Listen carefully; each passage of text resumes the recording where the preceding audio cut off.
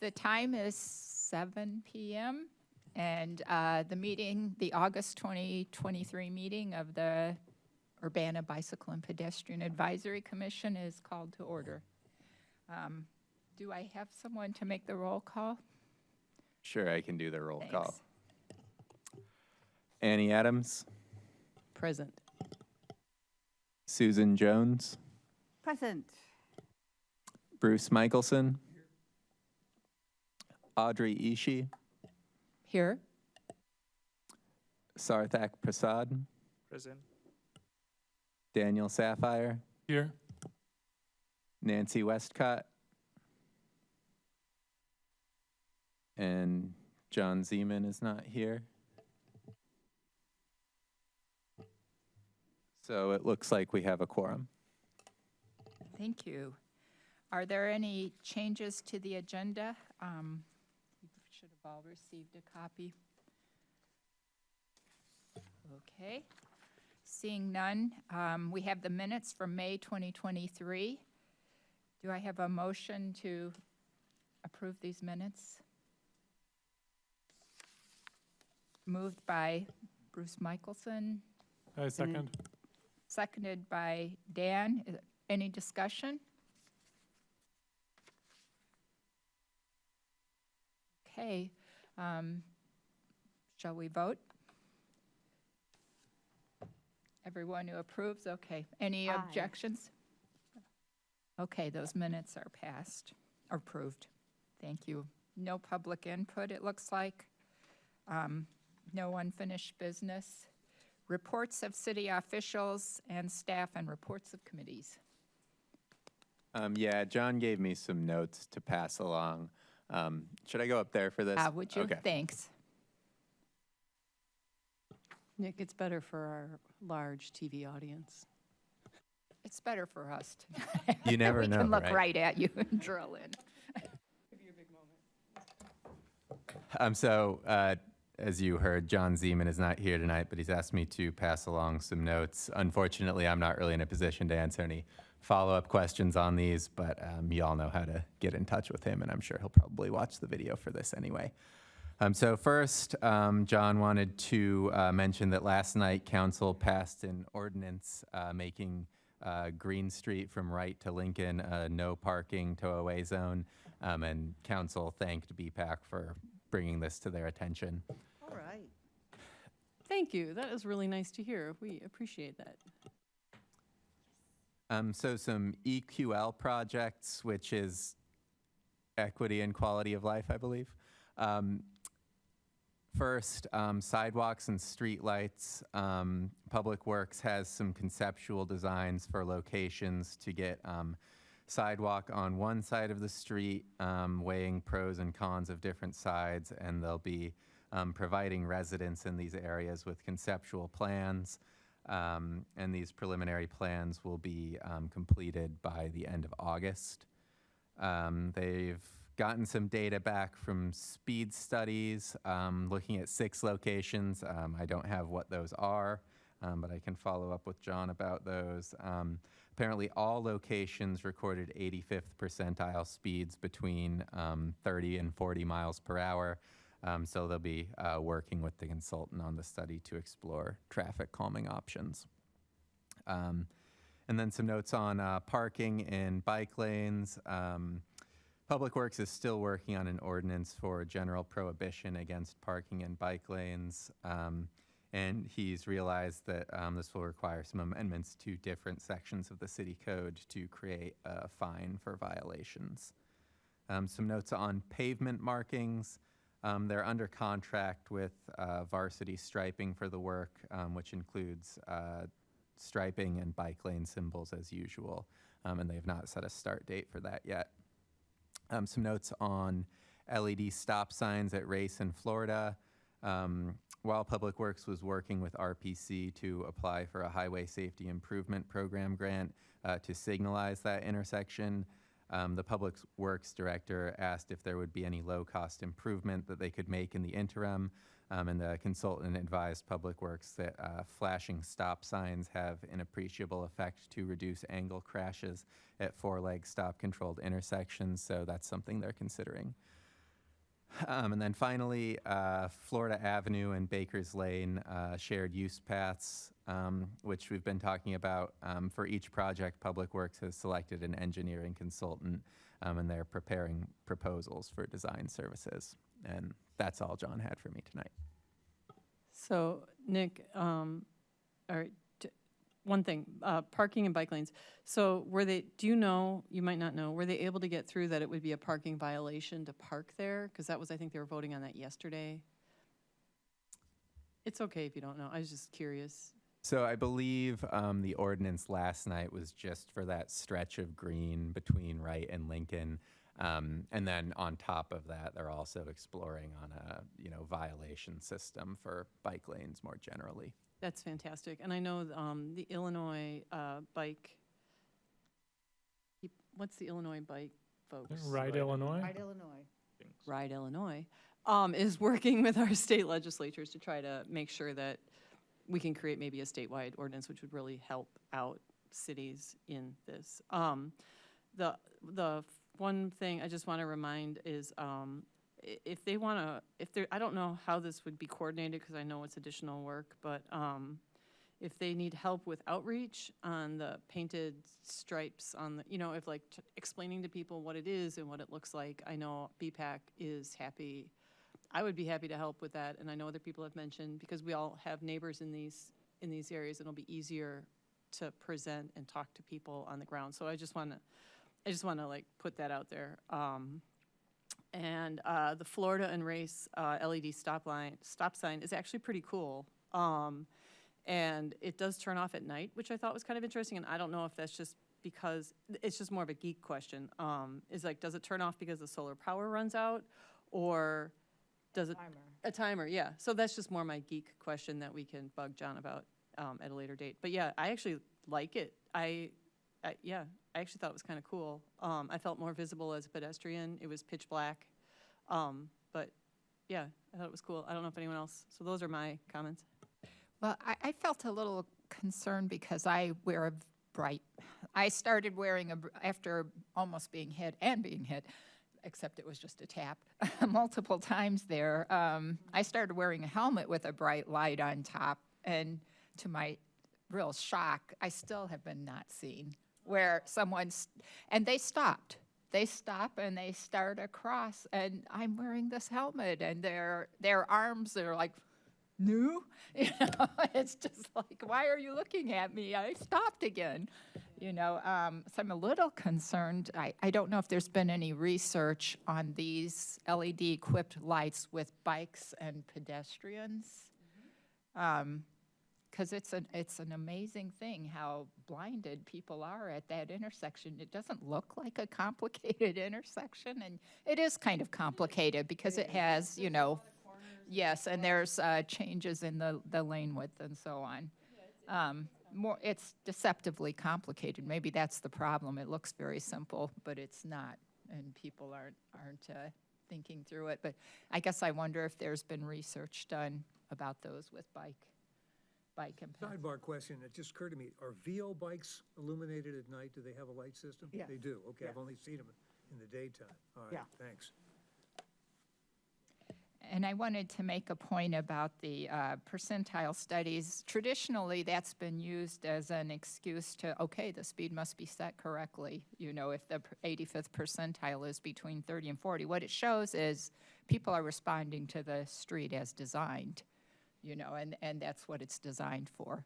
So it, what really needs to happen, and I'm sure the Public Works is aware of this, as a community, we need to decide what speed we want those streets to be, and then design for that. And the measurements would fall at that point, even without enforcement. And that's the second item that Ride Illinois is really working hard to get, to make sure that we can legally drop speed limits. I know everyone around us has legally dropped their speed limits to 25, but Ride Illinois is definitely working on trying to make sure that we can get that done. That would be really helpful. Also, I think the lane striping that we're talking about is redos, not new striping. I think it's probably redos. I'm just curious which, I'd love to see an update on the capital improvements program. They don't have restriping on that map. I don't know if it's just, maybe it's too much. Maybe it would cover way too much of the map or something, but I'd be curious what's getting restriped, but not critical. Yeah, I don't have more specific notes on that, but John can follow up on that. Nick, just one question. So for Green Street, it's a tow-away zone, you said? Right Yes. to Lincoln? Okay, Oh, tow-away. Yes. okay. Okay. So, and is there, okay. I think that answers my question It on was, that. Sarthak, when I presented it to the Traffic Commission, Yeah. what we agreed would be possible with the current ordinances that the city of Urbana and the state of Illinois have is a parking ticket, if I am correct. It's like a moving violation. And the police officer who was there was pretty funny about it. He said, there are people who will literally, I will write them a ticket, and they will drive 25 feet. And I will write them a second ticket, and they will drive 25 more feet. But what's exciting is we do have, if you're on campus, we do have parking attendants that are driving around at that time, so I think it'll create a, you're basically, with all laws and rules of enforcement, is you're just trying to create the feeling of, I will get some idiotic, irritating ticket if I do the thing. Yeah. So we're just And trying to stop that's people something from that doing I the thing. will- And breaking the other issue that they really responded to was the fact that the streets are not built for trucks, that the streets are actually not, and they're cracking. They're actually already they're actually not working. So unfortunately, the city would have to pay to repair all this stuff. So it's better to encourage people not to park there for all the reasons. But in addition, it will cost us a lot of money. Yeah. Yeah, and I was just going to say, like, I will have to talk to the UYPD. I mean, I'm sure they're aware of it, or the Urbana Police Department will work with them. Because last time I talked to them about moving or ticketing cars that were parked on Green Street, they said there is no, they're not doing anything wrong, basically, like, because it's not written Right. anywhere. Yeah, So you are correct. And so the with this, like, I think, there is, yeah, you can look at how we structured it in that meeting. We had that discussion, because I said, this is where people's hands are tied on this. yeah. How can we untie the hands, because we all know this is a terrible idea. And it just basically is something that happened, and the government just hasn't quite caught up yet to making it illegal. So if it would be great, actually, if the police department on campus, I mean, I suppose once hopefully they'll be aware of what we're doing, because they can do similar things. Yeah. And who doesn't like raising revenue from parking violations? I mean, good times.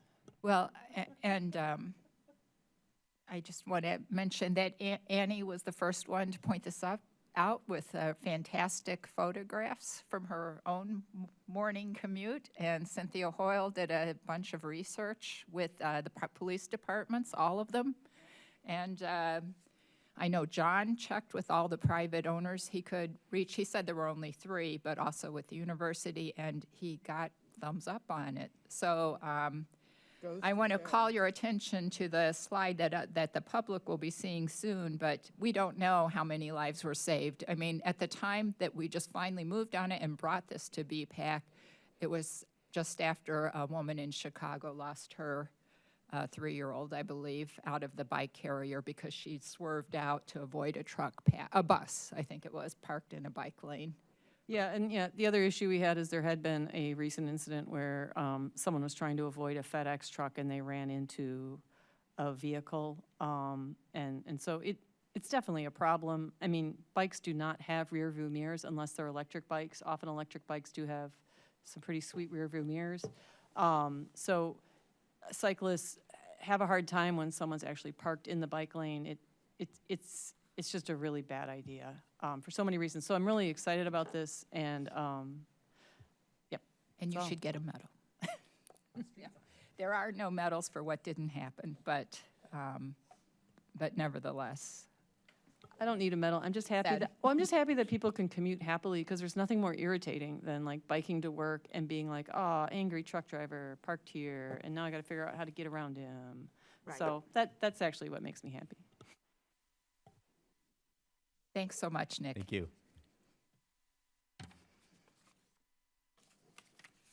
Okay. And now we're on to new business. Bruce, I don't know if you had intended to have a separate agenda item, I but want to keep it very short. I'm going to try to keep my Totally fine. presentations at 6 minutes or less throughout the year. would you mind sitting up there? Or it's up to you. But it's just this quick. I mean, so as I mentioned last time, Kara Dudek approached me as a citizen and a member of this commission to do a conversation with folks at the Urbana Park District about e-bikes. It was, as I made it clear that I was doing it not ex officio, but, you know, as somebody with an interest in this who would report back to you about what we were kicking around. It was a freewheeling conversation. It covered a lot of the same topics that you've seen in the news lately, nationally and locally, and we gravitated towards a subject that ended up in Kathy Risser's mailbag about a week ago, where a question came in. It didn't come from me, but it was similar to ones we've talked about before, about what are the various policies in the two cities and the park districts in the county with regard to e-bikes and where they can be and how fast they can go. And what came back, what Kathy reported, was a kind of word salad. And so we gravitated towards two desiderata. One, that a recognition that you can't expect law enforcement people to make decisions and retrain themselves every week as to the visual differences between a Type 1, Type 2, Type 3, and unlimited e-bike, particularly when the batteries are migrating into the frames. And that the recourse was to pay attention to speed and to try to, you know, limit that.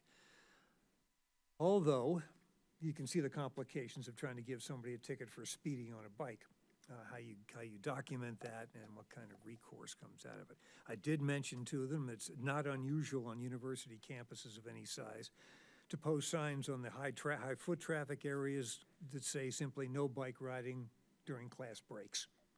Or you could amend that to no bike riding and e-scooters during class breaks. That's up to the university and the parks to think about it. But I think what we ended up suggesting to each other was that the five entities need to get together and talk and see if they can come up with consistent language and policy.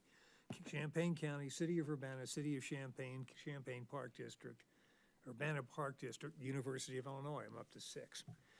It sounds like a lot, but it shouldn't be hard. I think we all have the same ends in mind. So if I can come in, if you want, with a brief recommendation for discussion and action next time to the City Council, that we encourage these 6 entities to get together promptly and in a sustained way to evolve that kind of policy that would cover the region and end confusion. That's all I've got. And can I ask Bruce, like, what problem are we responding to? I think an inchoate worry about e-bikes. They are coming. They're joining our array of transportation. They're very popular in a lot of cities. They're rising in popularity here. The prices are going down. All you have to do is walk around and look around. You see an awful lot of battery-powered equipment going. And what's the problem? Yeah, that's my question. Well, the issue is that, if you read some of the material that's been in circulation, it's not unusual for a bike like that to have a top speed of 28 to 30 miles an hour. And according to, I think it was the Times of the Wall Street Journal, if you know how to cut a wire, and you can find out on YouTube, with one of these rad power bikes, you can get it up to 70. And the question in one of these articles, I think one of the ones they circulated, was whether or not you're actually creating motorcycles for kids. That was a rather alarmist way of putting it, but there's a rising opportunity and challenge to accommodate e-bikes and e-scooters safely into our transportation system. I would just like to say I have a rad, and the rad's throttle at 21. Also, I can ride my not e-bike 27 to 30 if I want. And I don't know yet. I do know how many people have died by cars and been injured by cars. So I don't know how, and it's not just e-bikes, there's a wide variety of vehicles coming, like my neighbors purchased these electric, essentially they're like electric scooters, and like you're saying, like you don't need a license to drive them, but they do throttle. You can break the throttle if you want, you know. Speaking for myself, Annie, I'm sanguine about this. I don't think we're going to get ahead of it. I think locally and nationally, we're going to be catching up with it. In the history of the automobile, it took a long time for safety, equipment, and regulation to catch up with the capabilities of cars. We lost 40,000 people dead in the year 1939, when the population of the United States was less than half of what it is now. And that's, yeah, You had I think it is very worth. single cylinder braking systems, zero airbags, all of that.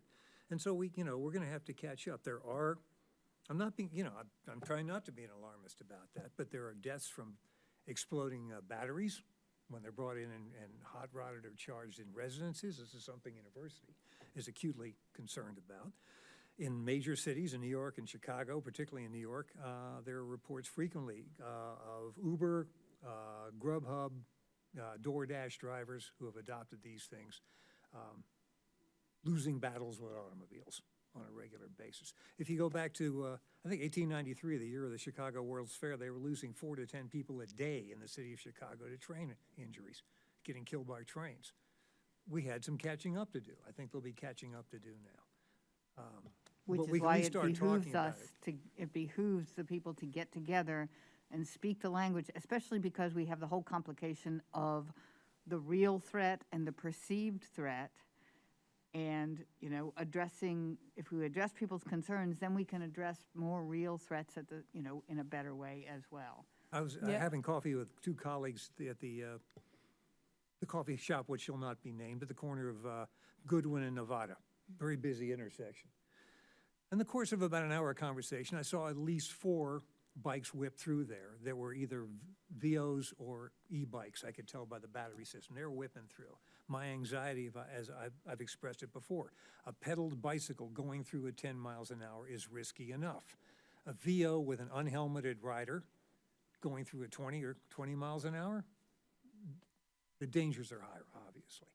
I say we're going to have to keep an eye on this and catch up. I think the recommendation that can come from us is that we at least get the entities talking to each other.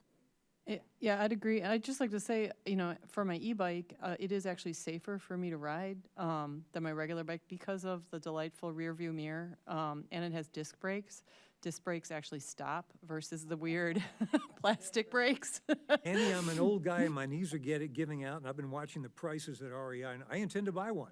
Okay, I'm going to get one, but at the same time, I want me and my kids, and my neighbors to be able to ride in an environment where we've done as much as we reasonably can to assure safety.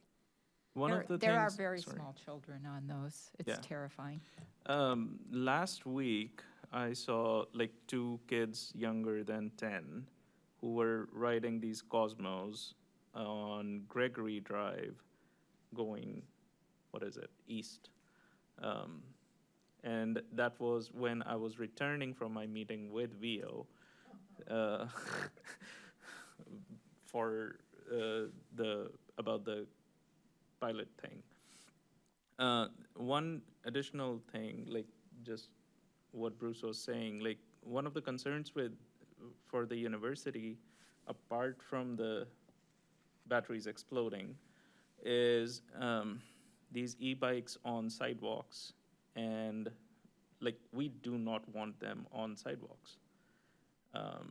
We're having difficulties with Cosmos because the geofencing is like it's not it's that accurate, because the sidewalks and the bike lanes are right next to each other, so their geofencing is not, again, like it's not going to,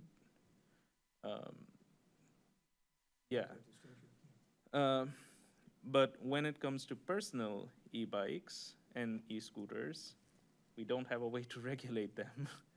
And that's something we're having trouble with because, again, as Bruce said, like you can actually zip through just main quad, think about 20,000 students walking during class change. well, 10,000. But, so, again, that's one of the things, and I would actually like to have a discussion with other entities on what they are thinking. One of the things that I saw at Minnesota was they have dismount zones. I know with, like, City of Champaign, they say that you cannot ride your bicycle on sidewalks. Urbana also, like, in downtown Champaign, and downtown Urbana also has that. Maybe we'll have to do something of that sort. Like, if you have a bicycle, you cannot go on sidewalks at all. But again, like, that's something that, That's the conversation that needs to be had with Yes, the entities. yes, And that yeah. way, because if the things are consistent, then we can start communicating to Yep. people, because it's new to everybody. mhm. Well, it's really impressive how this is a free country, and we wait until, there's enough deaths, that there's a public outcry. Why haven't you done something, Why didn't you foresee this? I'm going to sue you. And then we start acting. But, we're in that phase right now where not enough people have died. The critical mass hasn't been reached. But it's certainly going to be. I think there's no doubt. When I see children zipping around who probably can't even handle a bicycle, I am terrified. I mean, I would be worried if they were on a bike and here they are coming at me at 20 miles an hour. It's scary. But, the U of I did have a no bikes policy in the 70s and early 80s, and it was pretty draconian at that time, and seemed a little over the top. And subsequently, it seems to be the case that it wasn't necessary, or maybe people learned, but they took it away and nothing bad happened as far as I know. Maybe more problematic has been the bollards that have been put up to prevent vehicles from driving up and then bicyclists run into it, as well as the occasional maintenance vehicle in this trying to clear snow. But yeah. So when you say the university might prohibit bikes, you think it would be all bikes? Oh, I'm just throwing, like, I'm Oh. thinking out loud. This is not a discussion that I've had. I see. I'm saying, like, this is something that I saw at Minnesota, like a dismount zone. So Well, that's, if we, yeah. if we do that, or if, we might think about that.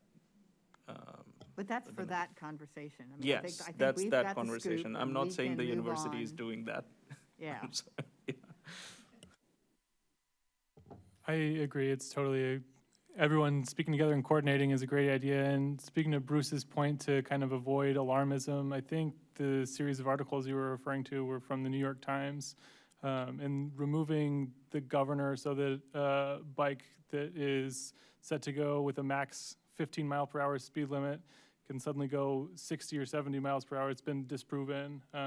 The thousands of dollars in modifications required to change a vehicle so substantially so that it could go to that speed, there's significant. It's not like just clipping a wire. And as for the local community, our VO bikes are limited at 15 miles per hour. I don't know about other bikes, but when I'm on my regular non-electric bike, I'm regularly going 20 miles an hour through campus. So I think for pedestrians around me, it's almost safer that I'm on one of these electric bikes that are equipped with lights in the front and the rear with the bells. And they're just so accessible for anyone, right? Like if you don't have a car in the northern parts of Urbana or Champaign, you can get around town, and it makes a 4-mile trip suddenly possible and attainable on one of these electric bikes. And frankly, gets a car off the road if they're choosing to mode switch, which I think is safer overall for our transportation network. So hearing a lot of negatives and we shouldn't allow bikes there. And I think if we run into issues like geofencing bikes off sidewalks, maybe a more positive spin would be educating our community on how to bike safely in the street and follow the rules of the road. Maybe our place is to segregate modes more by painting more bike lanes, and approach, I think, more from a proactive and positive standpoint rather than restrictive and punitive standpoint. I'm glad to hear the Times hot rodding report was nonsense. I find it gratifying. Fine. We've got e-bikes coming. We've got e-bikes here. We need to open a conversation about how to accommodate them consistently across the region. That's as far as I think we can go at this point. Do you have an action item connected with this at this time? I can write one up. I'll keep it as quick as I can.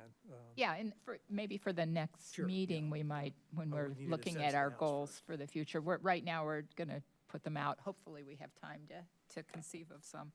Okay, I guess we'll move on to the next item then.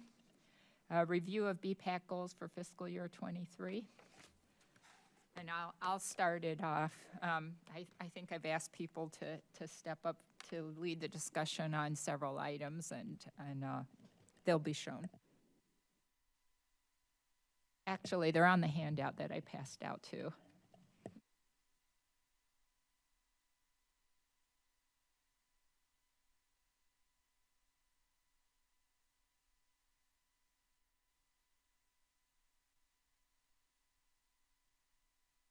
Okay. First, I'd really like to show everyone that who doesn't get the newspaper, the News Gazette. Can you hear me? Okay, yeah. The News Gazette, Pete Buttigieg came and spoke at the U of I. I think it was July 31st. I wish I'd known about it. I didn't, but because I'm very interested in the direction he's taken the Department of Transportation. The series of grant opportunities like the Safe Streets for All are absolutely awesome. The fact that he has adopted Vision Zero as a stated goal is something that really never would have happened otherwise. And you know, if you saw this in the paper, I'm just going to read a little bit. Let's see.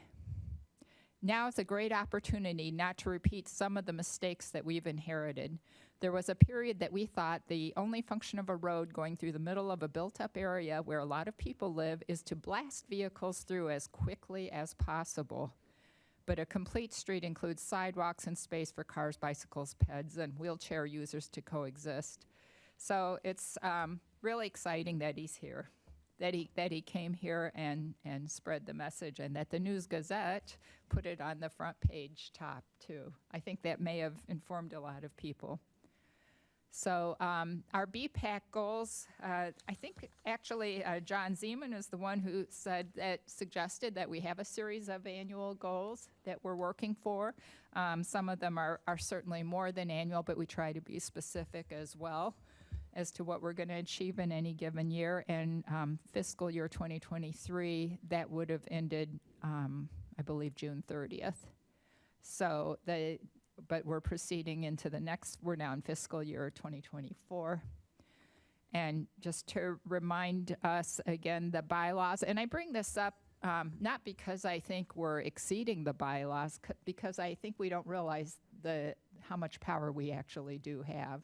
Sometimes I think for many years we've kind of thought the staff will bring us something to review, and certainly that's valuable to comment on from the perspective of a pedestrian and a cyclist. But we can also be a lot more proactive, and I think that's been happening a lot more in recent years. There's just a lot more there than simply reviewing something that's brought to you by staff. And that's what's really great about this. And City Council recognized, especially with the ordinance for Green Street, the value of Bicycle and Ped Advisory Commission, and I'll send you all the link to that particular part where John presented that. He did a wonderful job.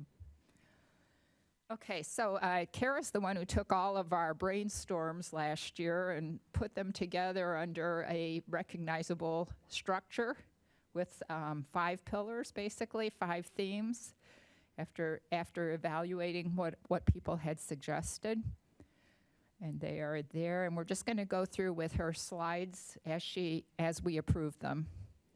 And this you all have, which is sort of, I left off some of the things that are completely done already, but they're going to be showing in her original slides. It's just the things I thought we might need to talk about a little more, for updates. So research and planning was the first theme, looking at planning and policy documents, data, and doing the research.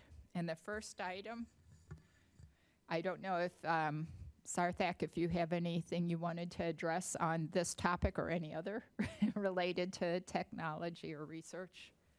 No. Because I will be happy to give you the chair if you'd like to. I don't have anything to add because again, like we, like Bill and I, we didn't have a chance to actually work on this a lot. So I don't have any updates on this. Okay, so we'll want to think about whether we should change that for next year then. If that's maybe too far out there or changing too fast or whatever, we might want to remove it for the fiscal year 2024 goals. We will be addressing that a little bit more tightly right at the end if you look at the agenda, jump with the future, but you might think about it. Mm-hmm. Okay, complete the Vision Zero action plan. For that, and also the crash data. I have a quick update on those items. And then if we look down below, we've got e-bike, which Bruce just addressed. Snow removal ordinance, with Cynthia and Bill not here. Annie was pretty active in that also, I believe. I think you even went to the city council meeting. Nancy Westcott brought something up related to that too that I'll mention in the accessibility item. And then parking and bike lanes, we have a wonderful win, well, a small win. It's Green Street. We still have the citywide ordinance for parking and bike lanes to work on. And then the bike racks, I didn't put the name there, but I think that was more of an Annie item. So I'm going to just quickly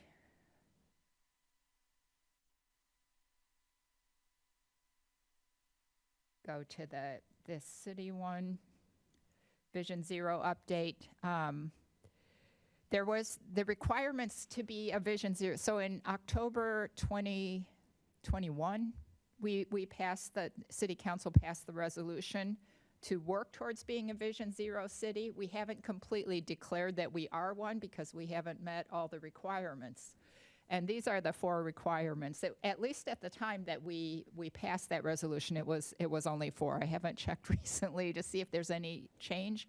I don't think there's anything serious because the Safe Streets for All has been recognizing those same sets of requirements basically in their grant process. So it was setting a clear goal, and that means an actual date, which we have the date of 2030. The mayor has publicly officially committed. We do have that.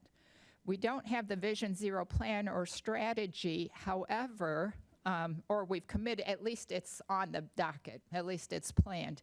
We don't have a clear strategy, however, we have the interesting situation that RPC has declared their urban safety plan is a Vision Zero plan for the whole urbanized area, which, we would fall under. And one of the possibilities for the Safe Streets for All grant, which we can still apply for next year, was that you could do additional planning to beef up an existing regional safety plan to address your city's needs, your community needs. And, that came up too late for us to apply for it this year, but I think we have plenty of notice now to try for it next year. So we might want to take a look at that safety plan. Yes. You brought that up, and I had a question about, I saw in the minutes, and it reminded me that there was disagreement whether Urbana could apply for its own grant within SS4A, or if RPC applying for the region excluded Urbana from applying by itself. And it says, I think you and Allison were gonna follow up on that. Did you hear back after that meeting? Oh, yeah, it was determined that we could, and in fact, so could any other community. And I attended, by proxy, I attended the next RPC meeting to let the other communities know that they could also apply. for a grant. Next year, RPC could apply for theirs, and City of Urbana could apply separately for our Right. own. That's excellent, yeah. Yeah. So let's see. A Vision Zero planner, okay, that's where we are. And then the key city departments are engaged. And so this really brings up a set of goals for us right here, if we agree that this is a critical function of BPAC, looking at the bylaws and so on. Strategies towards achieving these things include, again, that collaborative effort with public health, transportation, police, and the public, data analysis we have all these strategies, but where to put those strategies? And it's difficult in a small city where your sample size for any particular incident is really small. Prioritizing equity, that with EQL, we're starting on that road. I think we're making some progress. Managing speed to safe levels. We don't have a lot of progress on this one yet, and that's another thing that we could try for. It was brought up when we received the note about the gold level bicycle-friendly community, that one thing the city could do is advocate to the state the ability to reduce residential speed limits to 20 or 25 on a statewide basis without requiring signage on every corner, which is the problem right now. And is probably one reason small communities have been jumping in on it, because they don't have as many corners, and who's going to bother with checking them out and complaining. And then setting the timeline, which we do have. Okay, so this is just to give you a quick overview of the let me check time, urban safety plan. What the kind of changes that we would need to see to say that it's an Urbana Vision Zero safety plan. Okay, they have, for example, an analysis of trends over 5 years. As I've mentioned, they tend to just do 5 years at a time, which I'd really like to see a lot more to understand when we have such small numbers. But this is for Champaign, Urbana, Mahomet, Kelowna, all lumped in together. So again, in order to get a better handle on Urbana, I think we need a longer time frame to see what's changed, and as well as an individual city. But it is disturbing to see, even in our area, and we match the state as far as the numbers of crashes, the numbers of fatalities has been going up. And of course, this is only to 2016, which is a typical problem too, that these reports run way behind. So we would want to see, and I suspect, I have not seen the Safe Streets for All application that RPC put in, but I would imagine they asked for funding to update this.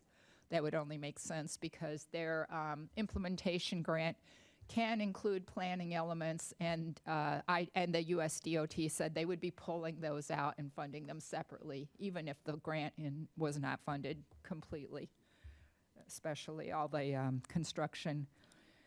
So it's concerning as is, but it doesn't tell us as a city exactly what to do unless we see those things pulled out, and as they were before 2018. The reports from RPC did report it by city, and if you read it, you could be alarmed and concerned.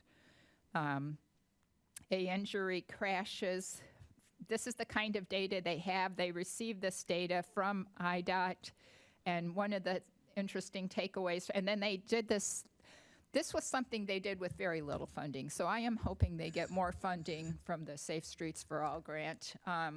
This was the analysis they did for every type of issue. They looked at lighting conditions, weather, road surface, male, female, and then time of day is the most significant here. I find this to be a really major takeaway, that these serious crashes are happening when people are in a rush to get home from work. From 3 to 6 is when They've also, that red area is not where the crashes are. Yeah, it's speed, but it's also, humans can make so many decisions in a day, and by this point, you've made a lot of decisions, and so you have decision fatigue setting in as well, and that's another reason why it's a riskier time for everyone on the road at that moment. I have wondered if there could be cell phone usage too. Hey, honey, I'm on the way home, and some people will be meeting their spouse at the hospital instead. There might be a lot of multitasking happening at that. But like Annie says, stress and exhaustion, and yeah, it's really sad that's the time. I guess it makes sense, but it just seems ironic. You've had a hard day at work to build the life you want to have, and then you're having serious crashes. So I don't know what We just need what to could be design, done. we need to design for it. I mean, that's why roundabouts are much more successful infrastructure than four-way signalized intersections. But maybe something even time-related to catch people's attention and help them relax as they get out of their job and head Flashing home. LED stop sign? Well, plus this data ended in 2016. So I don't know how things have changed since the pandemic. And again, I'm looking forward to an update, which I hope everyone here will be involved in looking at when they put out that draft report for public comment. And I'm hoping they'll put it out earlier before it's too late to make some possible changes.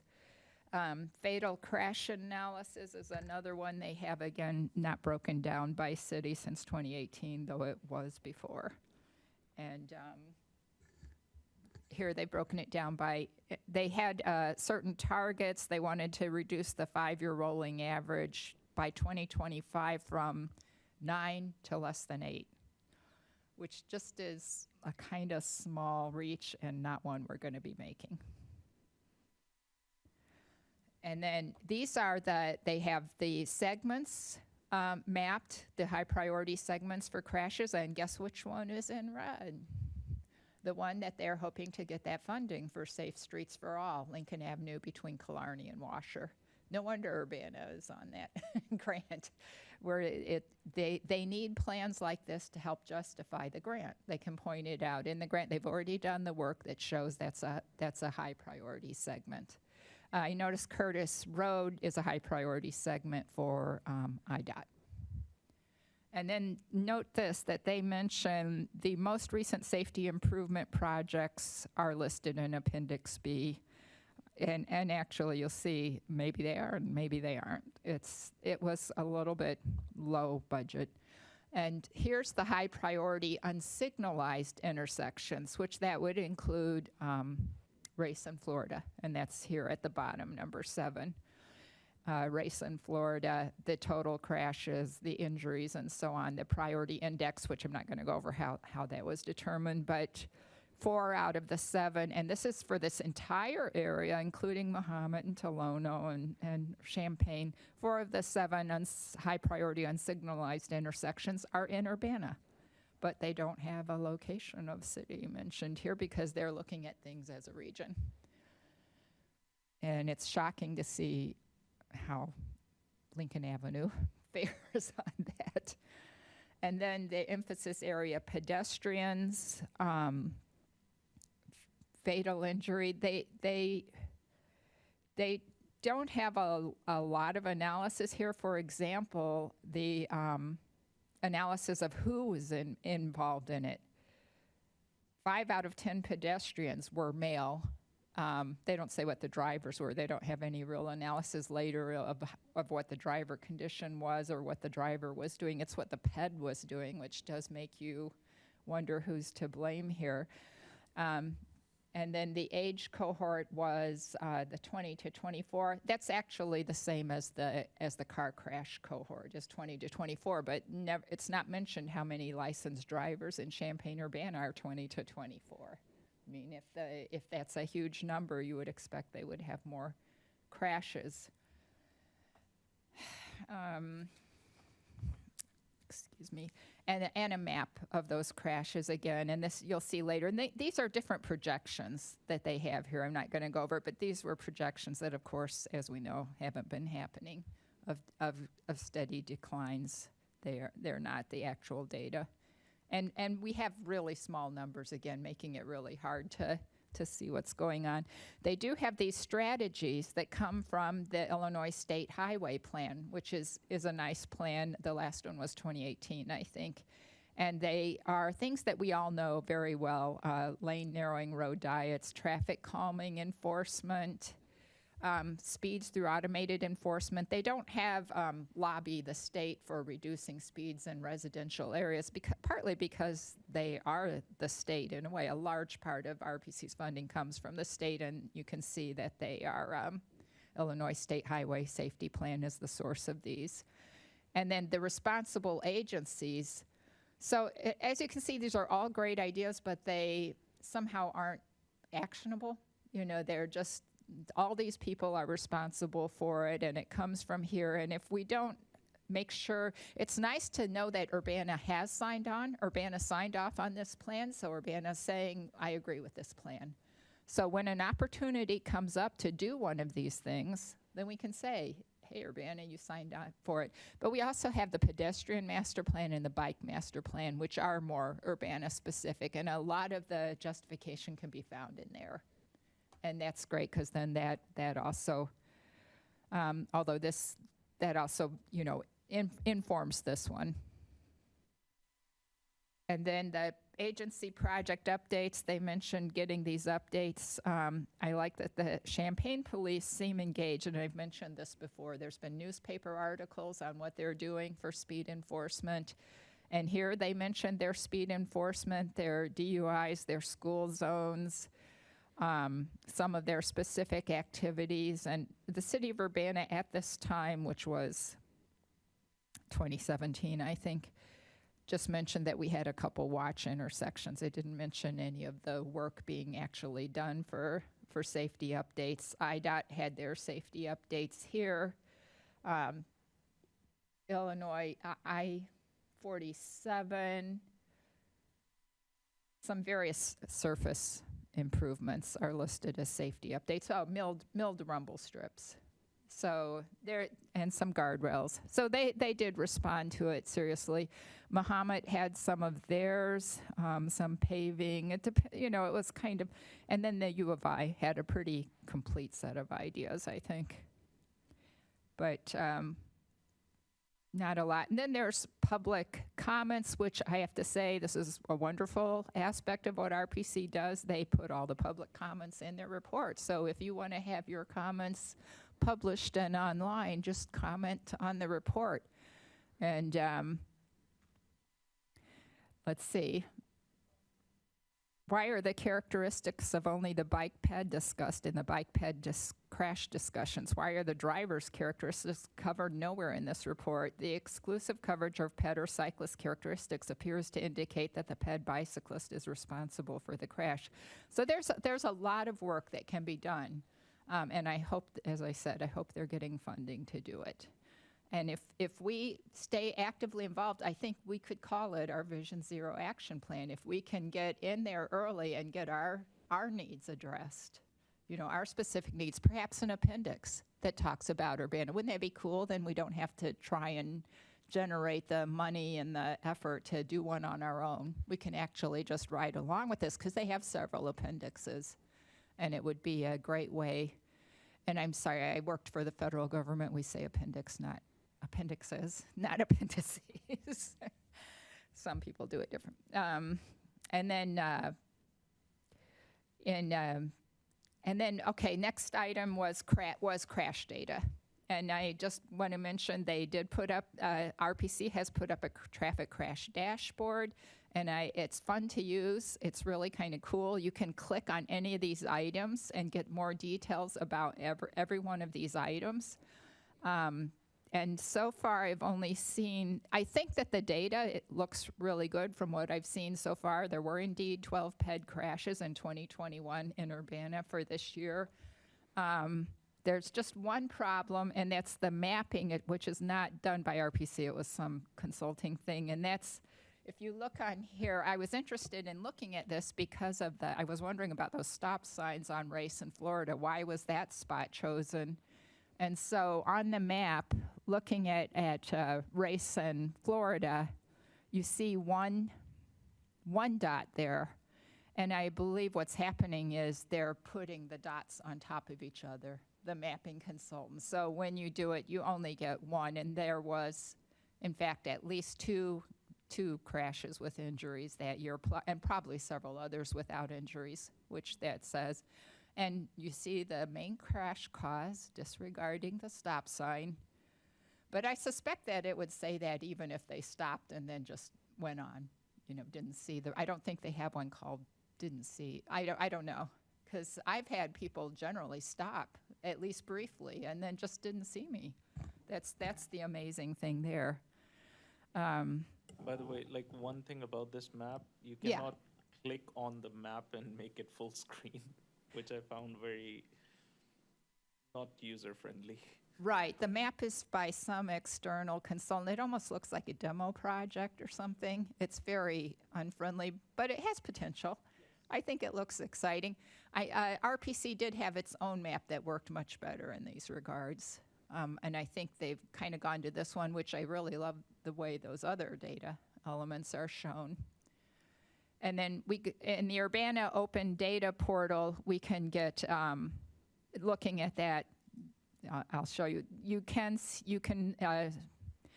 I have got here, I think it's on the next screen, I've got a script that you can pull up all the injury accidents, the pedestrian accidents, the bike accidents, and we see for 2021 right here, there were 2 involving injuries at Florida Avenue and Race. So that's a place to check. And then finally, I just like to mention speed everywhere I can, because I think if this commission did nothing else but speed, we would be we would have saved so many lives, and from not just from fatalities, but from having life-changing events. You know, making something that's a week in the hospital to, you know, first aid for road rash or something is just so significant. And back to the goals.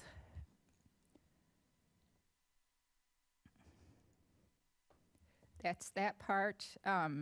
We'll talk later about where we should go with that. In the original plan, Bill had a lot more sophisticated analysis of exactly how the data flow is working and what are the discrepancies we see. For example, right now, I don't have any updates since I think it's like December or January. But Bill had noticed if he asked them, they would update it. Now, I have to mention, Champaign doesn't have this at all. So in Champaign, you have to file a FOIA and ask for all the crash data. And in Urbana, you can look at this and at least know which crashes you want to focus in on. And then we've got the bike parking and so on, evaluation and response.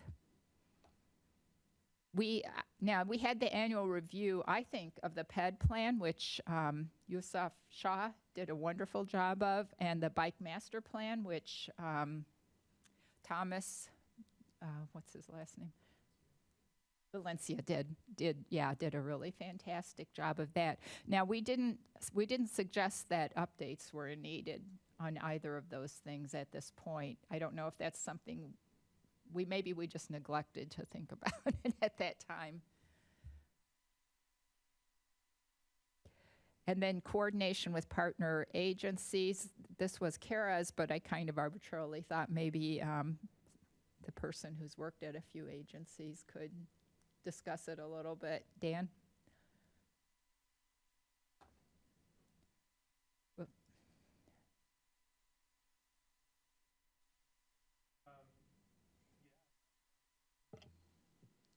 You're asking, sorry, what's the ask to provide updates from each of the organizations regarding pedestrian and bicycle improvements?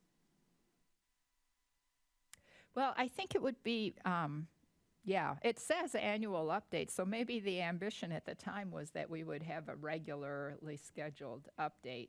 And if that's too much, that's fine. I'd be happy to reach out to organizations and ask if they'd be willing to come and present updates. Well, it would be really great if we got an MTD rep here. It's not in our bylaws, but at least one person has suggested that it really should be to have an MTD rep. So maybe that would be a great Yeah, makes sense. Maybe that would be a first step. And perhaps that's something we should put on as our goal, is to alter the bylaws to include an MTD rep. We do have a park district rep in our bylaws. And I understand from Kara that one will be joining us. but it's probably too much to ask for City of Champaign, but thankfully we have some ex officio City of Champaign. And we always actually have. It's somehow, there's always been someone from Champaign who's been Yeah, interested. is Jeff Marino's name on there? Right, right. Audrey, Yes. I just noticed the UFI is not listed in this. Coordinate with partner agencies. That's true. But perhaps it's because you're perhaps it's because you're here and it's considered that we are coordinating. Though the Park District is here too. Yeah. Mhm. And But we do not MTD have a was there. Kuatz rep. Yeah. Yeah. I don't think anyone in Champaign-Urbana forgets about the university, though. I know, it's just, I just noticed it wasn't there. That's why I was, Yeah, we can reword this goal. That's our next order of business. And then provide input to staff and city council. It seems to me like we've done that to a very great degree this year. That's kind of a general thought. And then culture and communication. This was something Bill wanted to make sure the policies were systematic. I think it's definitely the awareness is there. I don't know what is involved in being systematic. If we had John here, we could have a better idea about that. And then public outreach programs. Sue, were you and someone, maybe Yusuf, I can't remember, were you and someone doing the Facebook, giving information to Bridget, the city communications person, about BPAC issues as opportunity arose? I think a few things did get out.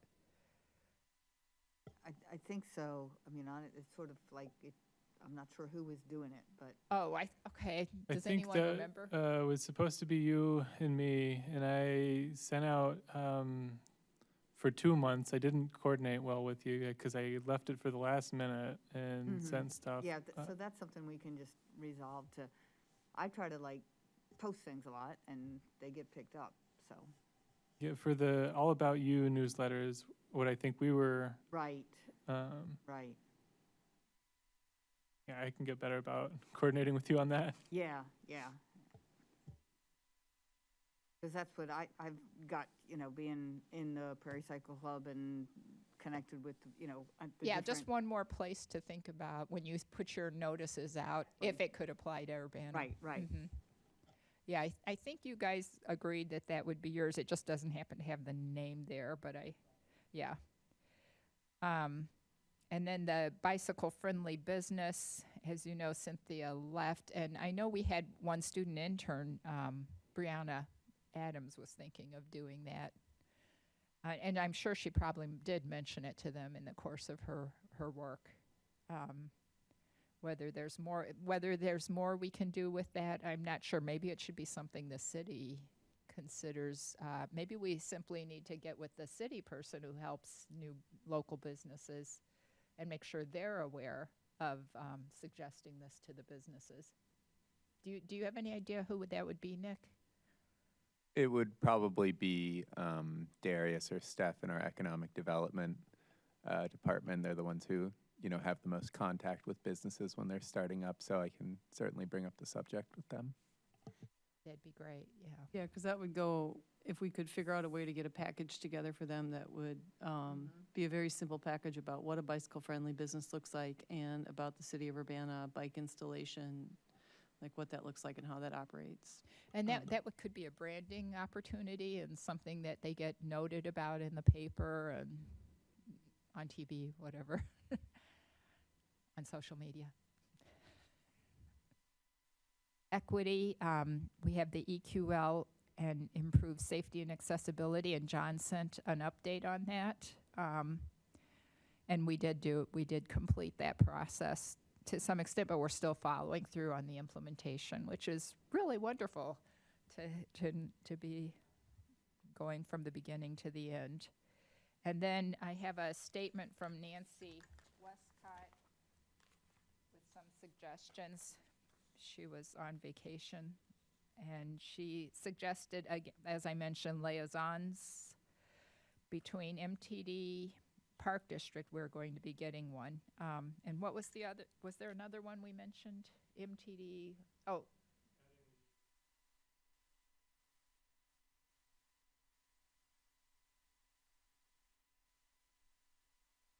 It would be nice to have RPC involved more frequently than like once a year or something. She mentioned neighborhood parks are distributed throughout and provide an excellent inroads for equitable accessibility. There is a grant opportunity. Has anyone heard about, have you gotten a chance to look at it, Sarthak? Not yet, but Uh-huh. it's on my list to Okay. check it out. Yeah, there's a reconnecting communities and neighborhoods grant opportunity, again from DOT. In fact, Pete is going to be personally involved in some of the selections, but it's a huge amount of money because it's mostly construction, although they are also putting out for planning grants. So if you have an idea that hasn't been formalized into a full plan yet, you could also apply for a smaller grant in that area. And it's about connecting neighborhoods with mostly lower socioeconomic status, but again, it's just by census block. Also by diversity measures to economic opportunities or recreational opportunities. And I think we have plenty of need there to connect neighborhoods to KRT, and as Nancy mentioned, parks. And they're looking also, especially where there's a transportation facility that is a barrier. They want to overcome, as Pete said, some of those mistakes of the past, where things were driven through lower income neighborhoods and became a barrier to economic opportunity and recreational opportunity. So it looks like a fantastic grant opportunity, and it's got a huge number of people who are eligible. Parks are eligible, nonprofits are eligible for this grant. So the only thing is, once again, we hear about it, the deadline is, I think it's at the end of September, near the end of September. So of course you'd want to have it done by probably mid-September, just to be sure. And that's RCN reconnecting communities and neighborhoods. And they've got webinars and so on again. I hope that RPC might be looking at that. Although the competition would be fierce, but the amount of money is very large. The competition's going to be fierce with some really large cities, with neighborhoods that had interstates run through the middle of them, I'm sure. Okay, Nancy says, encourage the city to revamp the city website regarding transportation, especially the bike and ped infrastructure. Encourage. Okay. And snow remains a major obstacle to the disabled. Expanding the snow zone would be great. So we probably, thinking we should keep that on our goals. And then evaluate enhanced pedestrian crosswalk connectivity to parks such as Blair, which involves crossing Vine, Crescent, which involves crossing Florida, for increased use by adjacent neighborhoods, and at Broadway north of University coming out of that parking lot behind Jimmy John's, if that could be made more, again, connecting neighborhoods accessible. And then Annie's idea of creating suggested walks indicated by the painted stripes sounds like a good way to encourage walking, and including the Boneyard the Boneyard Creek Park would really open up that hidden advantage of town. Okay, that's what we have from Nancy as she was boarding a plane for Maine. Okay, and One thing that, since MTD's on there, before I left, they had paid for and were working with a software that would make bus announcements on the exterior and interior of the bus. So, for example, if you had a visual impairment and multiple routes served your stop, the bus, when it pulls up, would announce what route it is, so you'd be aware. oh my goodness, yeah. And that was something we, Otherwise, you're MTD, struggling through the snow to get on the bus and have the driver say, this isn't your bus. you get on the red instead of the orange, yeah. Yeah. Okay, thank you. And then applications, and a lot of this is things we can celebrate, the ITEP grants that were received by the city. This is wonderful. And the gold status that was received by the city, and then the funding for Vision Zero that we didn't quite make this time, but maybe next time. And so this is, actually, we should, somewhere back here, Annie was supposed to come in about the culture and communications or grants. So let's go ahead and do that before we go on. This is going to the next agenda item, which is goal setting. So if, Annie, do you have a PowerPoint or? I don't know if you've loaded it up already.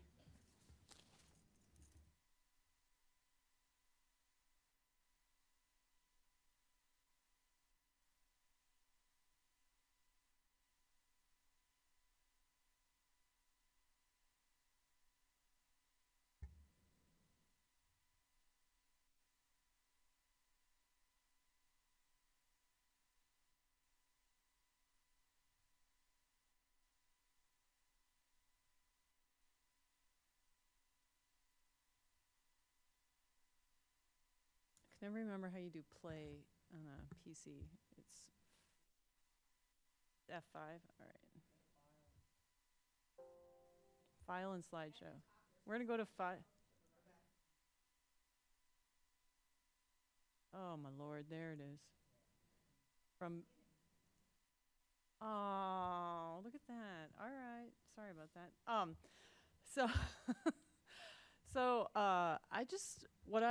so regarding goals, I think my opinion is we might want to simplify them and just come up with some real actionable plans, because it does feel good, like, to figure out, like, bike parking's an issue, and then to get information from the police where it's like, it's not in a state ordinance. It's not like, because there's things that you're like, why isn't this happening? And you don't know that there's all these reasons why it's not happening.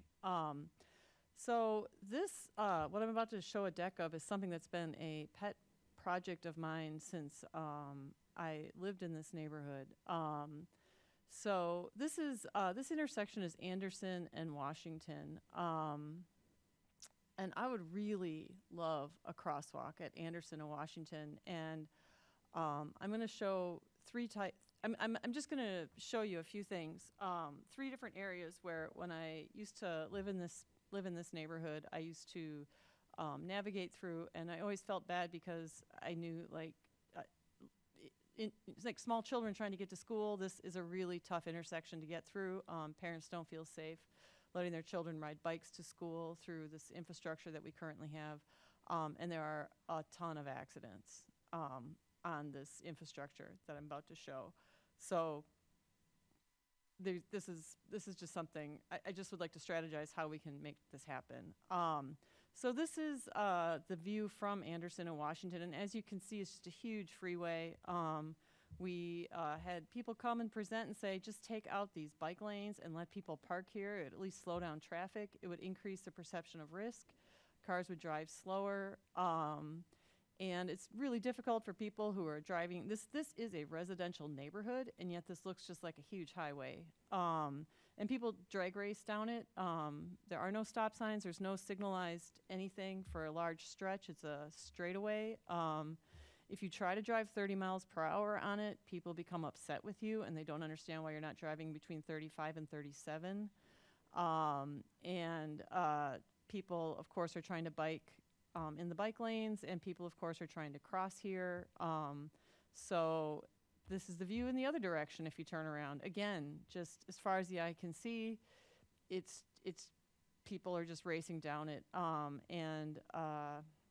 I know there are a lot of neighbors on this street who, don't even know their neighbors on the other side of the street, because navigating across this street is difficult. That said, though, I do know a lot of people that would be really interested in talking to City Council about trying to increase safety on the street and make this street feel like a neighborhood and less like a highway. I know there are so I can, yeah. This is, once you cross Anderson and you go towards Fairlawn, this is, again, the view you get. So there's really not a lot telling any of us to slow our car down. That tree on the left there was hit. There is a doctor that lives in one of these houses, and he came out and he was like, yes, this person is dead. And the doctor and his wife just said there are just constantly people are racing down the street. I know a mother whose son is trying to bike to school, and she said she goes, parents in particular, dropping kids off, are racing down this street. So there's a lot of data from people saying people are racing down this street. And again, we have a person, I believe the person who hit their car against that tree died. The tree, I think, is still doing okay. But the street is still a high speed. And then you can see, this is again Anderson towards Fairlawn. I personally have always found this to be a pretty thin street, narrow. When I drive down, I drive with caution, so I was really surprised to hear people tell me that it was a real high-speed street for them and that people were getting injured, and that's why I was surprised when that woman died. And when other people have told me it's just nonstop. I was really quite surprised by that, but there's actually some pretty simple low-cost solutions to that problem. And then once you keep going, this is a huge intersection at Anderson and Fairlawn, and this is the buses drop people off and pick people up here. There is a little sidewalk you'll see on the other side of the street. That sidewalk does end. I believe one of our equity grants is going to be talking to folks in this neighborhood about maybe doing a shared bike walking path. I know a lot of folks in that neighborhood would be interested in that, would like to see this street infrastructure narrowed and increased space for people to walk, because again, there are no sidewalks in this neighborhood, so it would be nice if we could somehow take away some of these super wide streets and intersections. So this intersection, another time when I presented this, what I called family-friendly Fairlawn, which would be I think it's 1 mile or 2 miles if you go right from the university all the way up to Cottage Grove to create like a shared bike walking path through there. One consultant said the real issue you're going to have is this intersection. Something has to be done with this intersection. It is not safe. And then you go down Fairlawn, and then you have the middle school and the high school here. And the middle school and high school actually now have that mini mart on the other side of the street. And as you can see, this intersection, students, when they get on or off the bus, have to cross the street. There's not a direct route to get across the street. To me, this doesn't feel very safe. And I'll talk about some solutions for that. Again, not super expensive or heavy-handed, but I suspect they'd work. And again, there's that little mini mall that is now, so students are now crossing this street all day long, not just in the morning when there is a crossing guard there.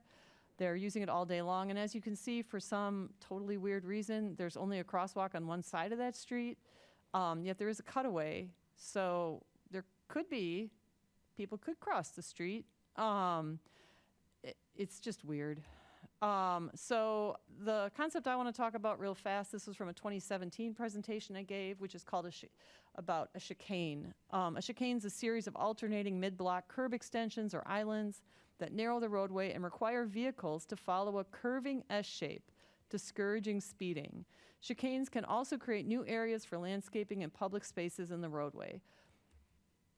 Well, just real fast, a chicane basically makes it so a person doesn't just see. What we've been doing in Urbana is stripping parking on one side of the street, leaving the other side of the street open, which at the time seemed like a really great idea.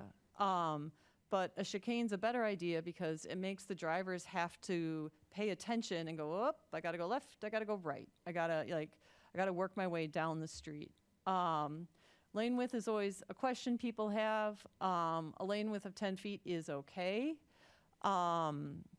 This is NACTO. Lane width of 10 feet are appropriate in urban areas and have a positive impact on street safety without impacting traffic operations.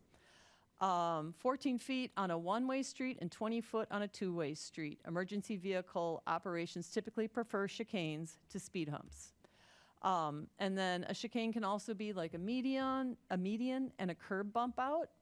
And then this is using chicane as a parked car. So this is some pretty cheap infrastructure. You can use paint on the ground. You can put up signs. Right now in Urbana, we put up signs telling people what side of the street they can park on. And this is just shifted parking. So again, you're using your parked car as your chicane. This is Cottage Grove. Again, this is from a 2017 presentation. There's a lot of accidents at this intersection here. There's a person I know who owns the house on the corner. I think I don't know how many cars have been smashed in front of their house. And you'll see when I show you the next slide what that intersection looks like. This is right by Huaraches. So Cottage Grove has tons of high speed. Again, we've stripped parking on one side of the road, not both sides of the road. Or we haven't chicaned it. We've made it, you whip down one side of the street. It's not great for biking on. And it makes it so the neighbors don't feel comfortable crossing the street and talking to each other. We've changed this from a residential neighborhood to I don't want to say a high-speed highway, but people do drive quickly on this street. Simply by adding a few street elements like a crosswalk and a traffic circle and a median, you increase the perception of risk and you slow down traffic and you make people who are trying to get around feel a little safer. And again, the person that lives on the corner here is a school teacher. They have multiple children. They will not let the children cross the street or walk to school. And so this is the intersection right here, Washington at Cottage Grove. There is a suggestion at this point to maybe even shut down that little tiny street there that we're looking at. There's really no reason for it to be there. It's sort of confusing. So you could make it one way. You could Woofener Plaza it, making it a shared space for bikes, pedestrians, people to sit and talk. Or if you really want to keep it two-way, you can keep it two-way. But at the very least, what you could do is put something in the middle of the intersection to make people aware. Now, this is at the top of Washington, which is why this is important. So if you have people entering into this space down this street, they see this, it will slow them down. And now we're back to our Washington and Anderson. So you have this, I say a quarter mile up the road. You come here. Oh, look at that. And then you have a four-way stop sign. You have these enhanced crossings. You'll have stop bars. This would feel like a safe space for people to cross the street. In addition, it would stop the highway, the nonstop highway. I just raced down this street program that's currently employed. Anderson towards Fairlawn, another concept one could use. Please excuse this ridiculous Photoshop job I did here. You could easily, we could easily shift parking, and we could do the same on Cottage Grove. Again, I know it's moving signs. I know it's talking to people. I understand this is like city employee hours.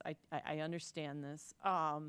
But it is a pretty inexpensive way, instead of putting bollards or doing all sorts of other things, it's just a way to consider, instead of just stripping parking on one side of the street, we make it more of like, can I park here? Can I park here? And you just make it kind of every other street. You could obviously use paint to let people know where they can and can't park. Traffic circles increase the perception of risk. I think it's my old neighborhood in Chicago, actually. So Anderson, can't remember anymore. Anderson and Fairlawn, this is before. So this is this massive intersection. We have MTT buses coming around here. We have lots of cars coming through here. And we have high speed currently, and it's not safe for pedestrians. If we just did something as simple as some paint, and that's probably too big of a traffic circle, but you could just put a little object in the middle. I think this would be a pretty successful infrastructure and help people feel comfortable getting across the street to wait for their bus, or go to school further down the street, which is Fairlawn.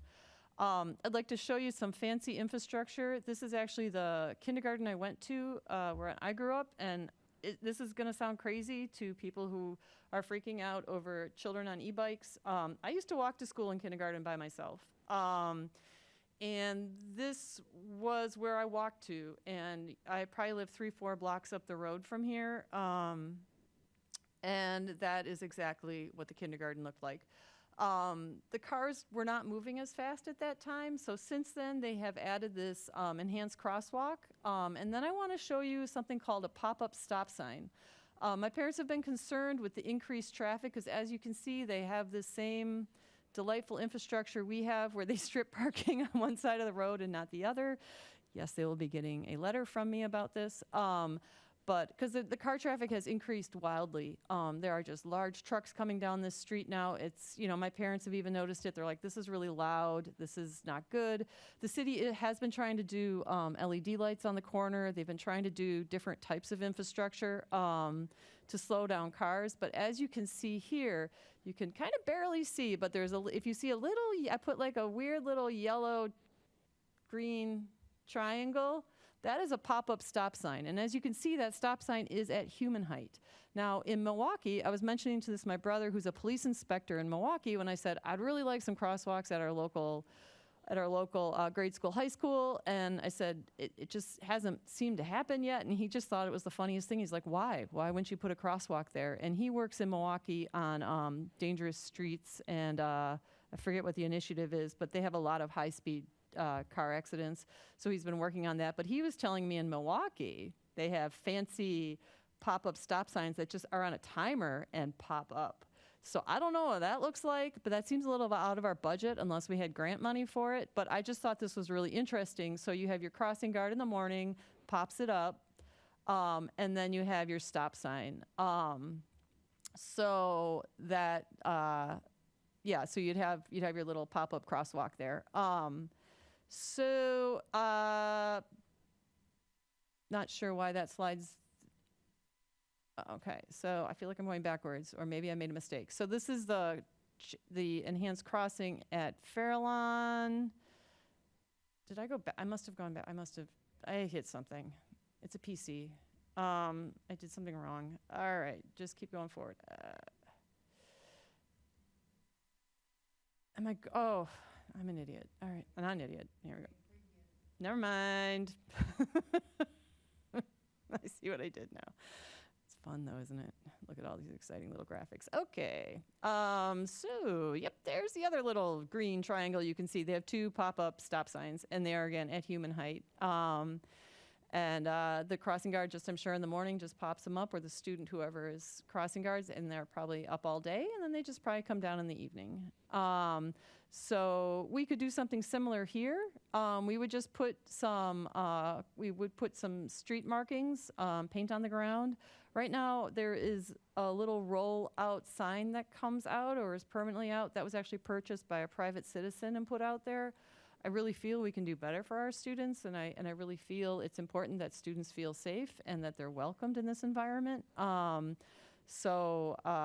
This is the thought I have. And so my question would be, next steps are, and this is a gorgeous, I'm just really proud of what Wisconsin's done. This is a gorgeous bike path that connects to Milwaukee, and it goes all the way through, it goes through the suburb. All the suburbs have paved bike paths. It's like a couple 100-mile bike path. You can just go from Milwaukee to Madison on these off-road paths. It's quite amazing. So that is my presentation. Could you back up a slide? Mm-hmm. No, I can't, because I'm going the wrong way. So, what did you say a citizen did? Put the crossbars down? There's just a little rolly sign, a little rolly. You can't see it in here. It says this little rolly sign. It was actually, someone purchased this little tiny rolly sign that goes in the middle of the street. And they used to bring it in and out, and now they just kind of leave it out there. And the stop bars are actually there, though? No. Did you draw those stop bars in? I did. I put it out. This is what's currently there is a crosswalk. No stop bars on Vine. There is, there actually, yep, there's that. Well, I see one on Fairlawn. Yep, there is, yep. And then, Fine. so it's not too hard. It's not too hard. I mean, it's honestly not too hard of an ask. It's, we could consider using a more enhanced crosswalk design. So you're filling in it is more paint. It's really not asking too much. It's putting a crosswalk in this other space, and it's adding pop-up stop signs. So I don't quite know what this takes. And then the other thought would be talk to the school about drop-off and pickup. And I know Leal's school, for example, has shut down their street in front of their school. So it's, oh, are there? Okay. And so it's safe for the kids to walk when you have the heaviest amount of pedestrian traffic. And I know that, you know, there's a street on the other side where people could technically drop off and pick up. So it's kind of actually organizing too what their drop off and pickup looks like.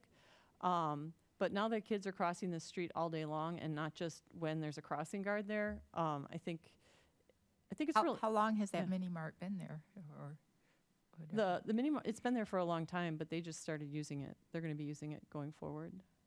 It's going to be their space. So. Yeah, so I'm not quite sure what, I mean, I can have citizens come in and talk to city council. I'm not sure if that's useful. I just don't know what the most useful way to kind of, and what I've kind of presented was, it's something called a system. It's not just putting one thing one way, it's like considering the entire sort of system and where a person walks or moves and how to get people there, so. Well, I can vouch that I've sat at Hirachi's and heard drag racing going down Washington. But I wonder about other streets in the community, like with an equity lens, would this be the highest priority, or is there another place in the community that has the same problem and we're overlooking it at all? I don't know the answer. I'm just wondering. I truly don't know. I've only lived in this neighborhood and I've only heard complaints from people on these streets. I mean, the house I purchased was $87,000, so maybe there are. I've when I lived heard in that complaints neighborhood. about Fairview, that Mhm. drivers will ignore the stop signs there and go through. I know our city council woman has talked about that. But I don't think it's nearly as long as Washington. They can't get up some serious drag racing speed. So I will say, I think like Anderson is selectively skinny. Normally, cars literally stop and have to wait for one way. But then, in the predictable times when students aren't there, then it's crazy. Now, the woman who hit the tree, that was an anomaly because she was going so fast that she took out like 5 cars on her way there. So it wasn't could have happened to anybody. She was not, But on the other hand, there are many other, like there are frequent, because I live right there. There are, and it's really predictable. It's calm 70% of the time. And then on the weekends or like in the summer, then people, especially when Vine got to construction and people found out about Anderson, that was a thing. They were like, oh, we don't have to navigate Vine. We can sneak over earlier and just. That's a common problem that's come up with Waze, with the advent of Waze, is finding ways to sneak around the main thoroughfare and find those residential streets that can serve. Well, I guess to me the question is if we're talking, I think, 500. I mean, what would this cost? $5,000 maybe tops for this level of infrastructure. Could we not prioritize this? And if this works, can we not use this kit in other neighborhoods and other spaces? Because I do know the neighborhood I currently live in uses similar tactics and it works. So I don't, it seems to me.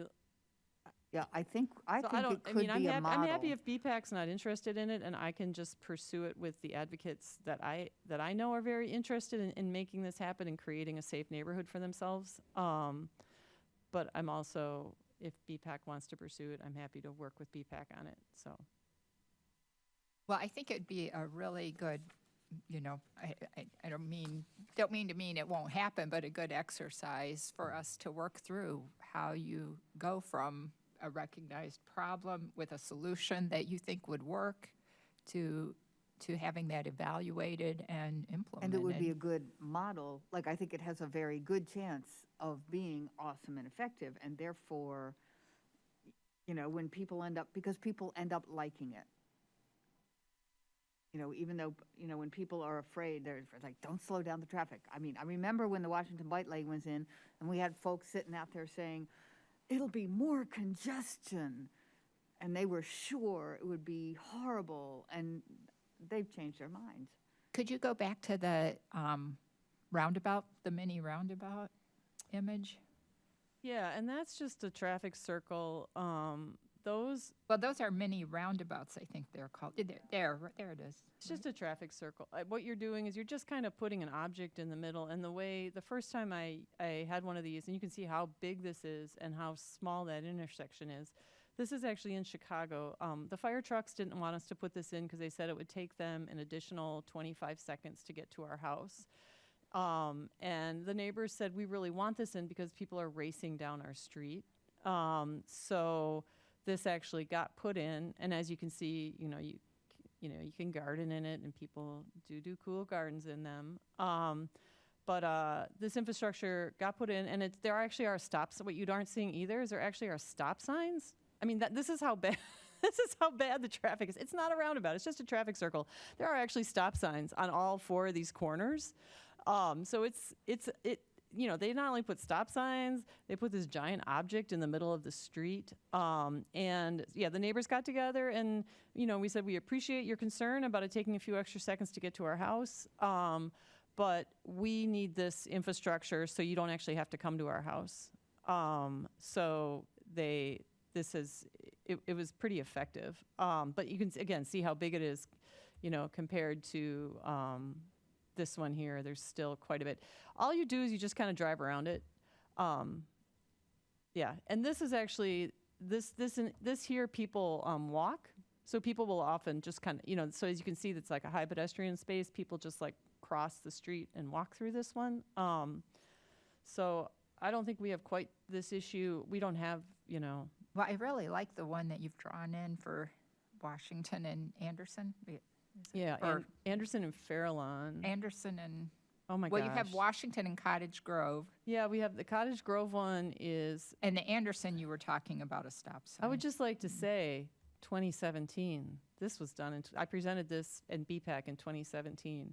That's still pretty good design, for not knowing what I was doing. You were a newbie in BPAC I was a then? newbie. But look at this cute little one. I like this little one. I mean, it just works. It's just like, oh, I see. Like if you're driving your car, you're like, oh, okay, I get it. I just like it. What is and I would that? love, I would honestly love to just do like giant tiger paws across the street towards the school. But I think, I don't know if that's just more of a hassle. I could probably get, an arts grant for it. If we couldn't afford white paint for this, I bet I could, I guess that's been the hard part for me is I've been offered arts grants, but I've been told it's too expensive to put crosswalks out. So I would personally prefer, Maybe it's like union versus non-union. I don't know. Arts aren't in union. Ah. Union. I just think it's just budgeted money, honestly. I think it's just like, well, we have money budgeted for this other thing, and we don't have money budgeted for this. And I know it's expensive to paint all this stuff, and I know it's expensive to upkeep all this stuff, but it's also expensive to send emergency vehicles out here and police officers out here, God knows how many times, and to clean up all this mess all the time. So, and it also lowers everyone's property values on these streets to have this So type what of would our vehicular next step traffic. be? That's my question. I wonder if well, first of all, contacting council members is incredibly effective. Well, Henny, you've talked about maybe half a dozen different intersections. Do you have a priority list here? If we were in a situation where we thought the city could afford logistically and financially do one first to see how it goes, is there one you'd start with? Yeah, I'd start with this one here. And so I've talked about three intersections. I've given up on the Cottage Grove one. I would love for Cottage Grove and Washington to get infrastructure. The city, I presented that in 2017. Nothing's happened. So you'd want, I would love if kids could get to school safely and walk across the street. this would be the one. Yeah, if we could just do these little pop-up stop signs, that would be great. Little pop-up stop signs and, Have them for Leo, Well, so it's I not don't new. see giving up on Cottage Grove at all. I mean, the problem has only gotten worse. oh, it's terrible. But But we might need, it might be easier to do Like one Bruce is saying, as a yeah. model to get them to, Or is it just like, do we just chunk these out one intersection at a time and not explain that it's a system when we're creating a system where we're slowing down vehicular traffic? Do we I just think you say, can do both. I one think you interse- can you know. say, knock them off? I think you can say, here's our system, okay, but if all you can do is beep, start here. Yeah, and it would be great to find out other neighborhoods, other places in our city where people need this type of infrastructure. I mean, I'm constantly asking people how safe, do you like walking here? Do you not like walking here? What do you need help with? What do you want better? So we could propose this as an affordable pilot project and see if it works and That's what I see was if there's thinking. momentum build up, and then we come back with more, having Yeah. established the credibility of the broader plan. I Yeah, wonder if that sounds kind of like the SS 4A planning grant, testing something. Planning and demonstration, Yeah. yeah. Yeah, thank Yep. you, to test a kind of pilot, faster implementation.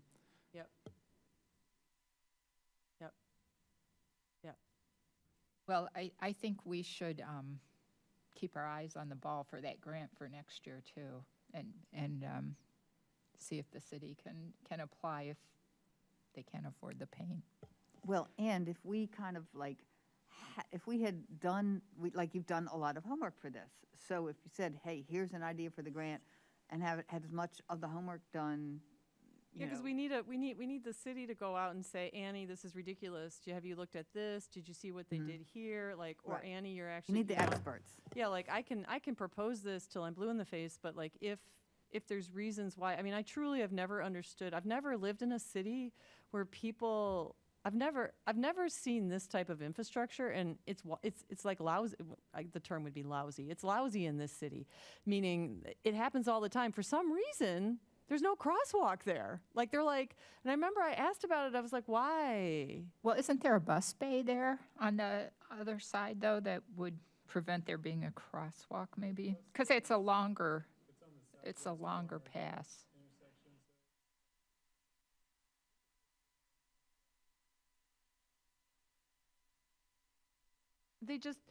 I was just told because the pedestrians can do two crossings.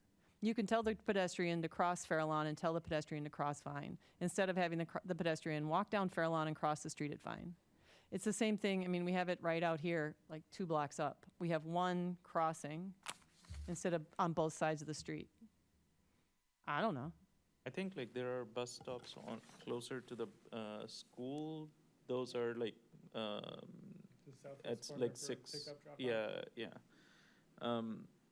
The second thing is gosh. like I was thinking about, like, I've heard about CCDC, the Champaign County Development something, forget. They Sign for 'em? I think so. I don't remember. I know CCDC. I've heard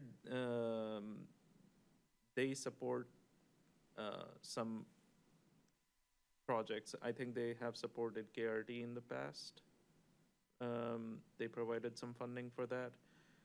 And again, like, if this is a small enough grant, I think, like, again, $5,000 to $10,000 grant.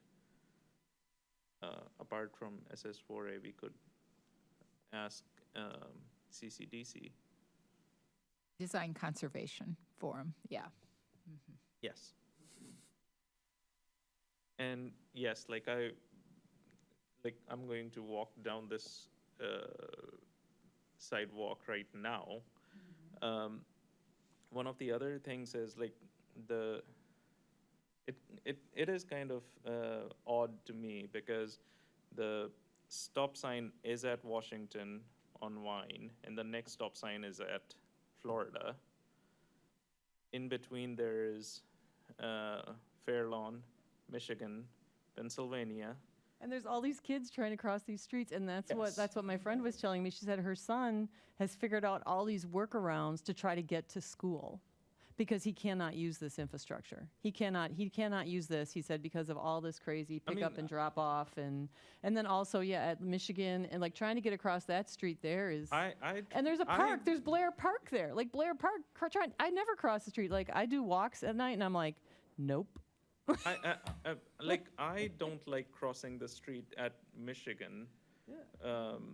But so I can just imagine like how kids would do that. So anyway, just There wanted have been to. accidents at Vine in Pennsylvania because people pathologically accustomed to four-way stops in this town think that's a four-way, and it's not. And southbound traffic does not stop.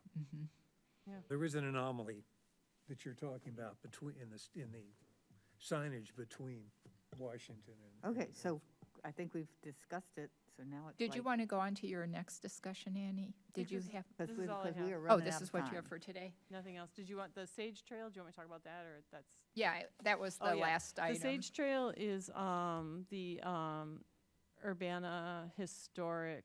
I gotta wait. Hold, let me catch my breath on this one. The Sage Walking Trail. So I presented on that previously, and I think if I look at this beautiful photo of some Milwaukee bike infrastructure, I can remember my spiel. We only have 15 minutes, so if you Okay, can make it super fast. Yeah, it is very fast. The historic Sage Walking Trail.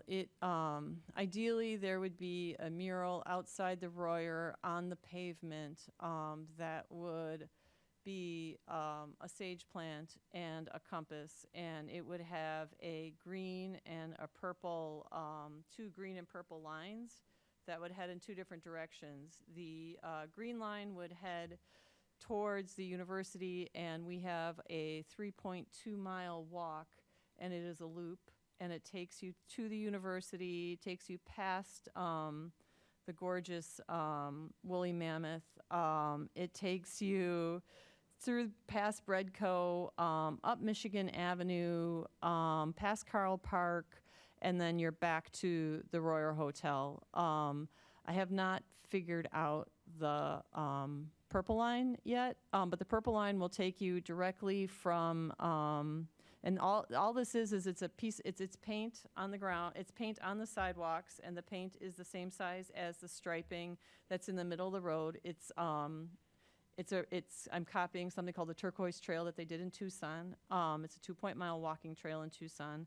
But we like walking more, so we're gonna make ours more. But there's a stripe of paint on the ground, and it will take you right to downtown Urbana, through downtown Urbana, and I gotta figure out the rest at this point. And then again, it will loop back. These are all just loops. Yeah, They're walking loops. You showed us a really terrific presentation. So yeah, on and that. I've reached out to the library about hosting the map, and so that's moving along. I just got to get that second loop. Once I get the second loop, we can start talking to folks about it and figuring out how we have it. And the city's very interested in it. They would really like to do it, and they'd really like to work on it with us. So I think Would it's. that be under public arts?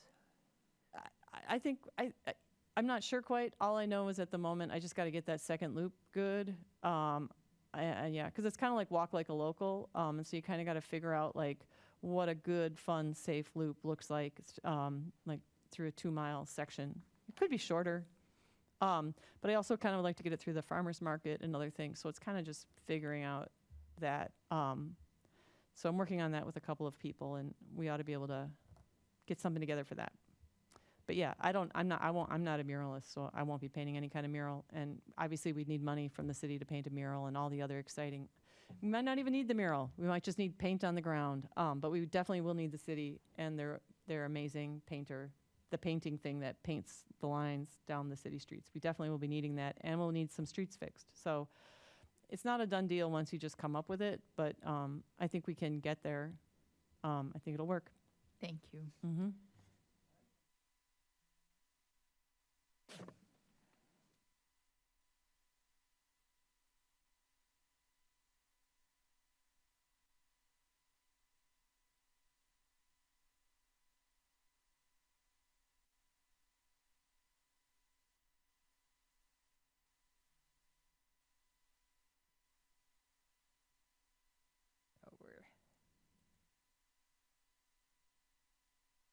Okay, so we have the next two topics.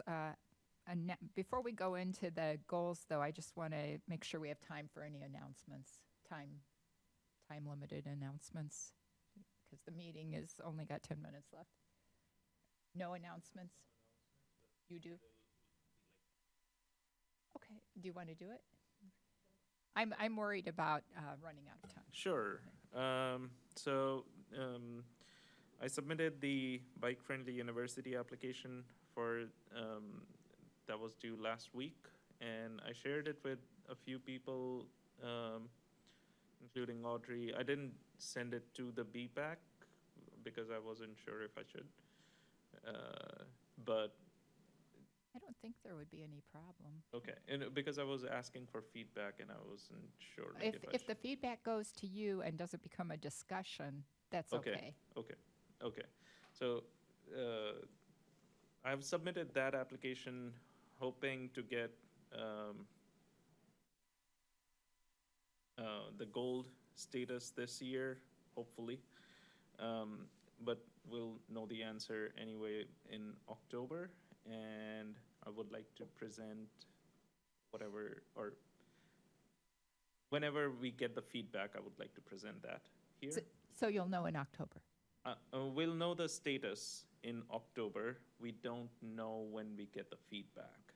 I remember in 2019, the feedback came in like January or something. That was very late. So, I mean, not 2019, actually became 2020. So it sounds like a future agenda item as well. Yes, I would say so. Next thing is for Bike Month, or Bike Week. The Bike to Work Day is going to be on September 14th, which is, I think, a Thursday, because 11th through 13th is a planning or a conference for planners. That's why 14th is a Thursday, yes. So Thursday, September 14th, from 7 a.m. to 10 a.m. is Bike to Work Day. And Light the Night is going to be on following Tuesday, September 19th, from 4 to 7 p.m. The rain date for Bike to Work Day is September 15th. And for Light the Night, it's September 21. And yeah, students are coming back, as you all know. So And school is back in session? yeah, For children? the pilot program for VO Cosmo Ease, the pilot was originally from May to August.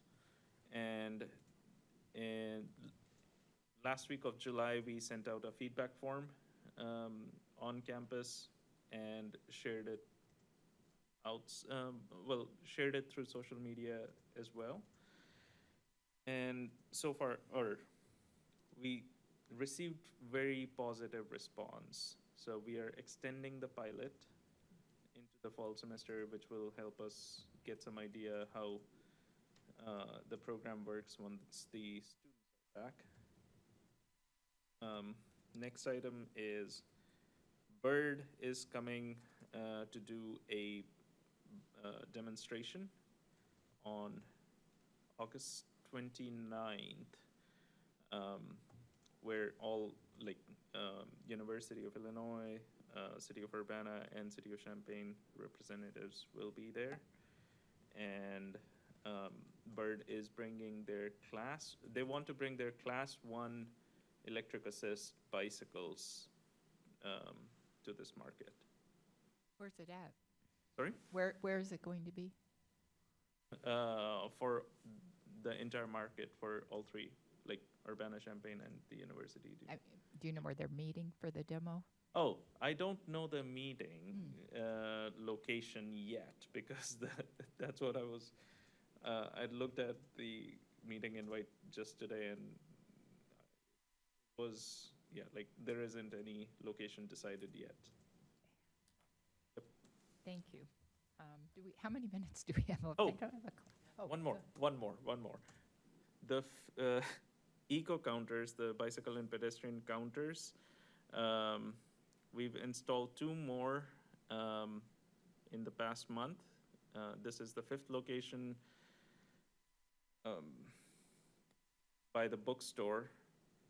So it's just north of the bookstore on the east side and just north of the Transit Plaza bus stop on the west side of Wright Street. So again, this is the 5th location. Now we have 10 counters on campus and purchasing 14 more for 7 more locations. Another, like this could be another topic that I can share some details. I can show you some data if you want at the BPAC. Anyone else with, okay. Well, we have the, we have these goal themes, which we could stick to. How many minutes do we have left? Five, okay. I wonder, is this something that we could talk about at the next meeting when, John and Nancy are here too, and we have more than 5 minutes to? Absolutely. It took us like 3 meetings last time Okay, to get this okay. set up. Yeah, we did not get it done Okay. in a day. Yeah, Okay. because I feel like, if we have 12 meetings, if we meet 12 times a year, let's say 11 times a year, if we knock out one. Yeah, I think we could, try to be very, so I have a couple ideas and I'd be happy, I don't want to talk about it now, but I think it'd be cool if we could just really zero in on a few things. I love the setup that we had here, but it was a lot of stuff. And I suspect that was Kara's ultimate thing that she has left us with is, I knew you all had a lot of stuff. Now what are you actually going to do? Before the battery's going to die as well.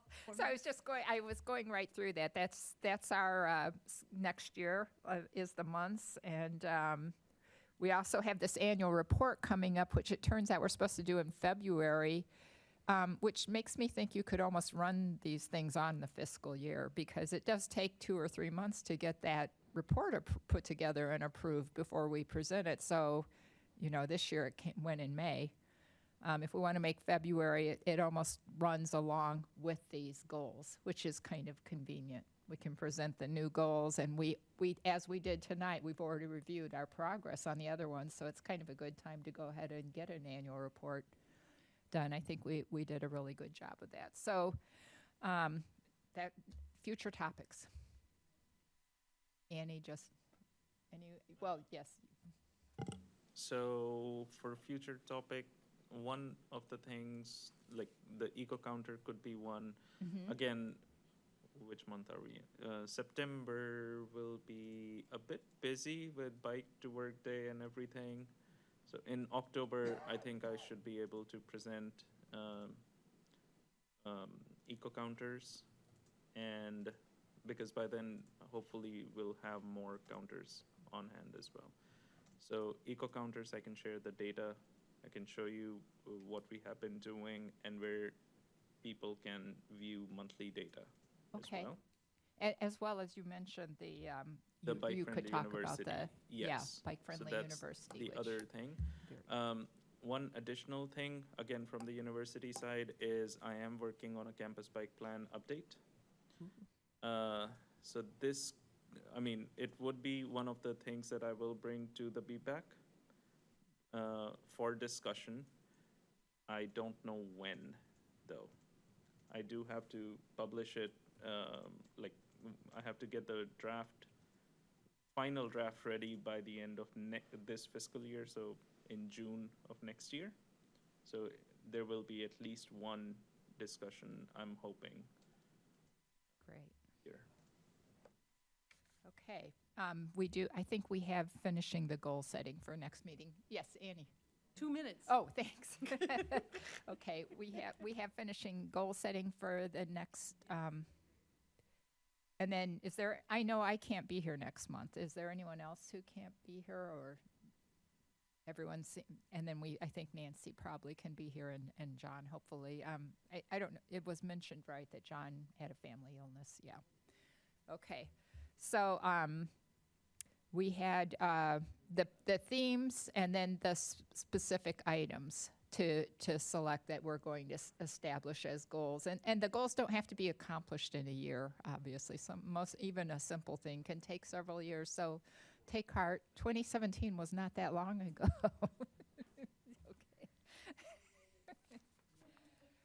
Okay. Any more items? I guess this meeting is adjourned then. Thank you.